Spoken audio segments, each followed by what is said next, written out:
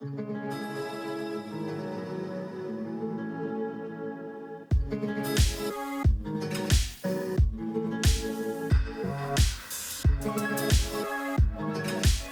tengo la fortuna de probar la cámara que está llamada a ser la gran esperanza del mercado de cámaras sin espejo de sensor full frame, la nueva Panasonic S1. Cosas como sus dos versiones, tanto de 24 como de 47 megapíxeles, la estabilización de sus sensores y las capacidades que tiene la marca en gamas de sensor más pequeño en cuanto a vídeo, hacen pensar que esta cámara va a ser una auténtica bestia. Y en este vídeo vamos a ver los pros, los contras y qué nos tiene que ofrecer esta nueva Panasonic S1.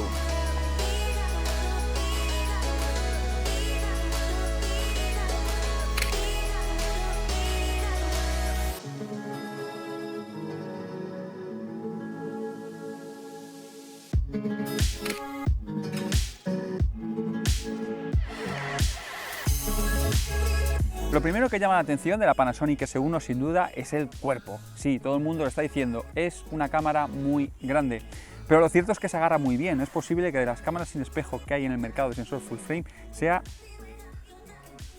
la que mejor, o si no es de las que mejor grip tienen sin duda. Tenemos botones en la parte interna del grip, botones en la parte superior, botones y palancas en la parte trasera, y todos los botones la verdad es que están desde mi punto de vista bien colocados, así como las palancas. Hay uno de los botones que no me gusta nada donde está, que es el botón de encendido y apagado. Está en una postura muy incómoda y manejando la cámara, apagarlo, el dedo te lo tienes que casi que partir para poder encender o apagar la cámara, y eso no me ha gustado mucho. Otra de las cosas interesantes del cuerpo es que viene sellado a condiciones de polvo y humedad, así que podemos trabajar con la cámara perfectamente en unas condiciones muy adversas de climatología sin ningún problema. Y eso ya te da una pista de hacia qué usuario está dirigiendo Panasonic mucho la cámara. Bueno, la verdad es que eso y el tamaño del cuerpo, que sinceramente es enorme.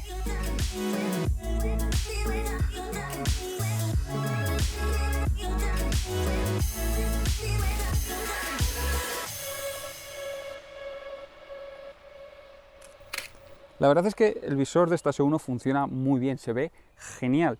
Y en menú tenemos la posibilidad de llevarlo hasta 120 fotogramas por segundo, como una especie de boost del visor, lo cual va a consumir bastante más recursos en la cámara porque nos va a tener que proyectar el doble de fotogramas en el visor.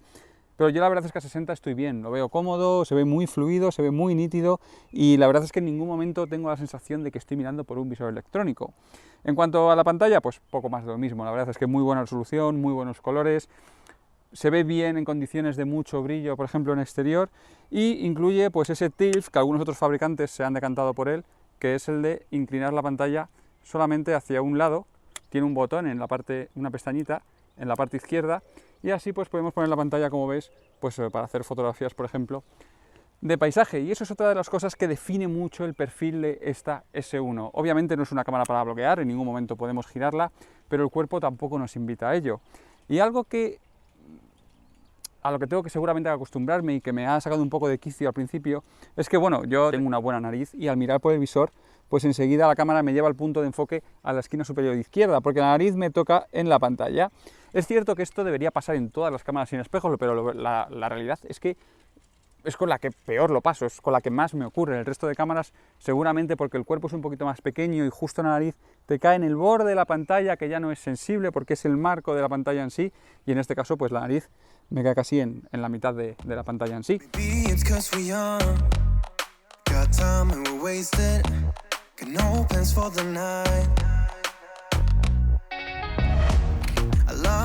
Una de las cosas que hoy en día más prima en las cámaras es el sistema de enfoque. Cada vez necesitamos, o mejor dicho, queremos mejores sistemas de enfoque. Y algo que destaca en Panasonic es que en su experiencia dentro de las cámaras sin espejo micro 4 tercios, sus sistemas de enfoque se basan en enfoques por contraste, algo que es muy chocante para el usuario habitual de cámaras full frame en las que predominan los enfoques por puntos de detección de fase. Y en esta S1 Panasonic ha mantenido esa filosofía. Esta cámara no tiene sistema de enfoque por puntos de detección de fase, sino que hace un enfoque por contraste. Eso sí, utilizando la experiencia que tiene Panasonic y su Deep of Field, tiene un nombre raro, su forma de llamar a este sistema de enfoque por contraste, pero la verdad es que funciona muy bien.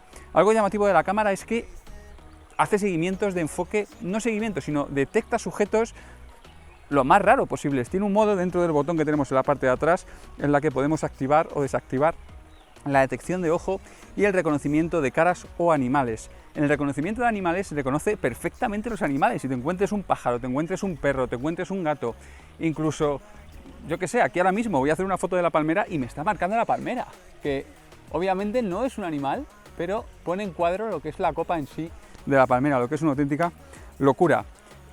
En cuanto al seguimiento, vale, es una cámara que tal vez no sea la mejor cámara para hacer fotografías de seguimiento.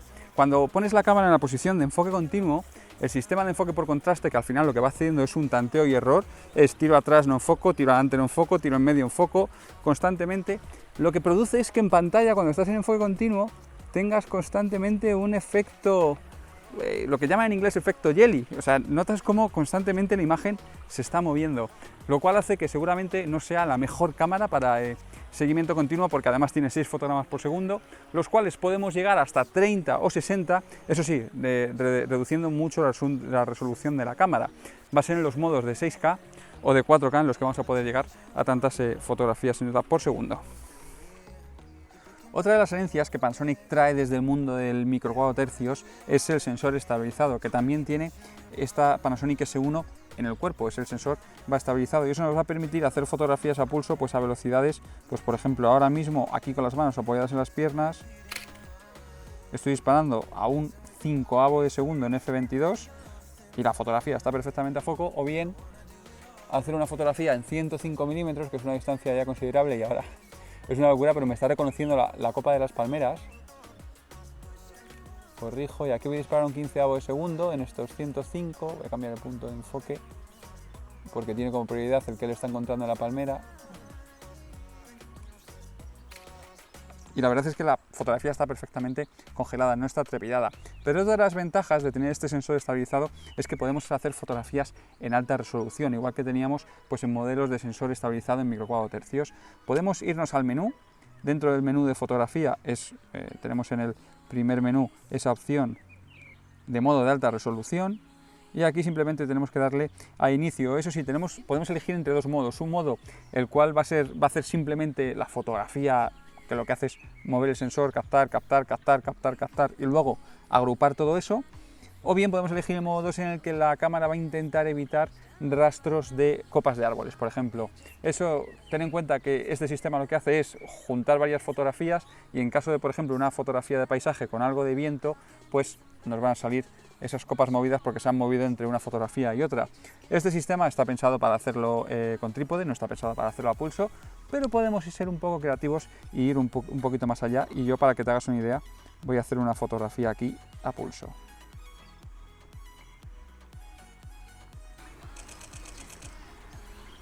Ahora la cámara tendrá que procesar el archivo y aquí lo tenemos.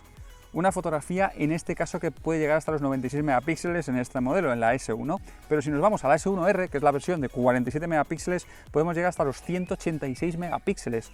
Es decir, tenemos por una cámara que es cierto que no es la más económica del mercado, pero por un precio de una cámara de un cuerpo reflex que ronda los 3.000 euros, podemos tener una fotografía de 196 megapíxeles que, por ejemplo, en formato medio, estamos hablando de cámaras de mínimo 20.000 euros o 15.000 euros.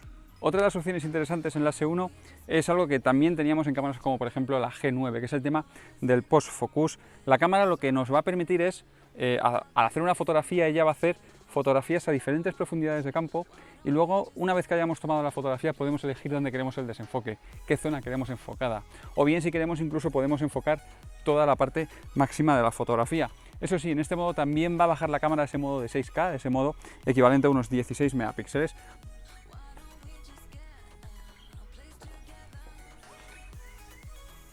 Igual nos tenemos que ir al menú, ya nos vamos al último menú dentro del menú de fotografía y nos vamos a la opción de post enfoque.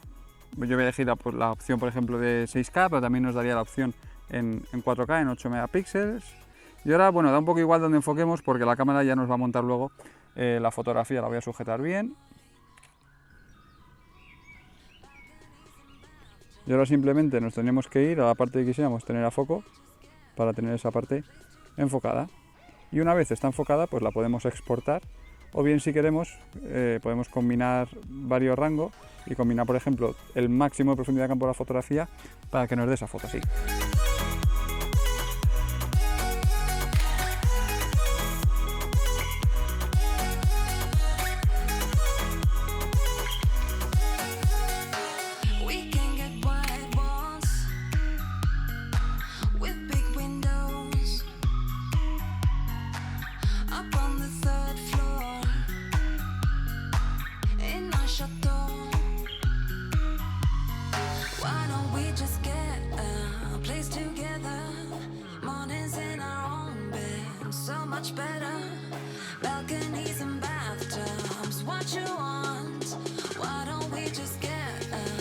En cuanto a grabación de vídeo, esta S1 podríamos pensar que es una bestia y la verdad es que sobre el papel pinta muy bien.